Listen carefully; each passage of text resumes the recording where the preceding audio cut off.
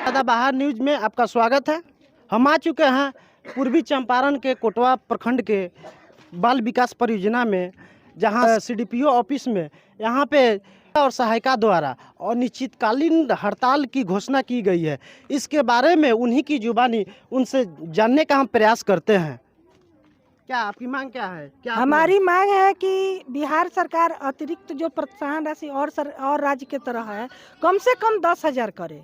और मैं अपने इस संघ के मार्फत नीतीश जी से और तेजस्वी जी से यह पूछना चाहती हूँ कि आज जो पोषण अभियान अभी तुरंत जो करंट में खत्म हुई है, पूरे देश में बिहार 1 नंबर पर है। क्या वे मेहनत किए हैं या हमारी बहनें मेहनत की है नीतीश जी, मैं आपसे पूछना चाहती हूँ कि कम से कम इसका भी शर्म कीजिए कि रात में और दिन में हमारी बहनें आपके राज्य को टॉप पर 1 नंबर पर लाई है, तो कम से कम उसकी उचित मानदेय भी तो दिया जाए। अब आपसे कितना उम्मीद हमारी बहनें 5 साल से लगाकर बैठी हुई है, लेकिन आज तक आप हमारी मांगों को पूरा नहीं किए हैं। हम लोग दिन रात मेहनत करते हैं और हमारी केंद्र सरकार से भी यह रिक्वेस्ट है कि मेरा जो मानदेय है उसको 25,000 किया जाए और उसके आधा सहायिका बहनों को और मिनी आंगनबाड़ी को समान में अपग्रेड किया जाए। इनको साफ सुथरा कहना है केंद्र सरकार और बिहार सरकार से। केंद्र सरकार इनको 25,000 और बिहार सरकार इनको 10,000 रुपया, यानी दोनों मिला करके 35,000 रुपया दे। 35,000।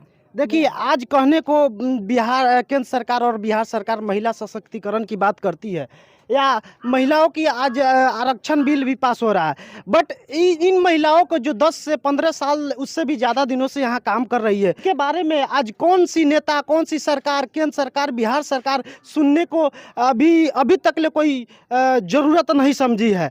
क्यों आप लोग का आवाज़ केंद्र या बिहार सरकार नहीं सुनती है? नहीं सुनती है कि उनका तो काम हम नारी का जो वो दिखावा कर रहे हैं कि हम नारी सशक्तिकरण को बढ़ावा दे रहे हैं। अब इससे हाथ कंगन को आरसी किया और प्रत्यक्ष को प्रमाण किया कि हमारी नारियों के साथ या मतलब वो द्वेषता पूर्वक जिस विभाग में पुरुष वर्ग है उसका मानदेय बढ़ जा रहा है। 4 घंटा टोलक सेवक, मुझे उनके विभाग पर कोई टीका टिप्पणी नहीं है, लेकिन उनका भी कार्यकलाप 4 घंटा की है। हमारी बहनें जो नारी है वह 4 घंटे की है, तो इसीलिए न दबा रहे हैं कि वह नारी है और नारी शोषण कर रहे हैं। नारी शक्ति जिंदाबाद, जिंदाबाद, जिंदाबाद। नारी शोषण बंद करो। एक तरफ बोलते हैं कि शोषण नहीं होगा, एक तरफ बोल रहे हैं बेटी पढ़ाओ बेटी बचाओ। हम लोग क्या किसी का बेटी नहीं है? हम लोग नारी नहीं है? हम लोग भी तो किसी का बेटी है, बहू है। देखिए, इन लोग का कहना है कि हम भी इस देश की नारी हैं और मुझे भी हक अधिकार चाहिए। हम अगर दूसरे के बच्चों के लिए इतना अगर कठिन मेहनत करते हैं, तो अब मेरा भी तो अपना बच्चा है जिसके लिए हमको अच्छा मानदेय दिया जाए, जिसके वजह से हम अपना बाल बच्चा का भी भरण पोषण अच्छा से कर सके। देखिए, इतना पढ़े लिखे नीतीश जी हैं, इतना मतलब वृद्धा पेंशन दे देते हैं। हम लोग क्या करें, इनको उचित मानदेय दिया जाए और मानदेय के तौर पे इनके प्रति सरकार को संवेदनशील भी रहना चाहिए, क्योंकि ये लोग अभी 4 घंटा के एवज के बाद 12 घंटा लगभग ये लोग काम करना। रात में हम लोग मोबाइल से काम करते हैं, उसके बाद रजिस्ट्री काम करते हैं, उसके बाद गृह भ्रमण करते हैं, 4 घंटा स्कूल चलाते हैं। बताइए, हम लोग 12 घंटा पर हम लोग को कितना मानदेय मिलता है? 4 घंटा की ड्यूटी में 12 घंटा ड्यूटी हम लोग करते हैं। हमारी बहनें कोरोना भगाई है, पोलियो भगाई है, जितना भी सर्वे है जो निचले स्तर पर है, धरातल स्तर पर, उसको हमारी आंगनबाड़ी सेविका और सहायिका बहन ही करती हैं।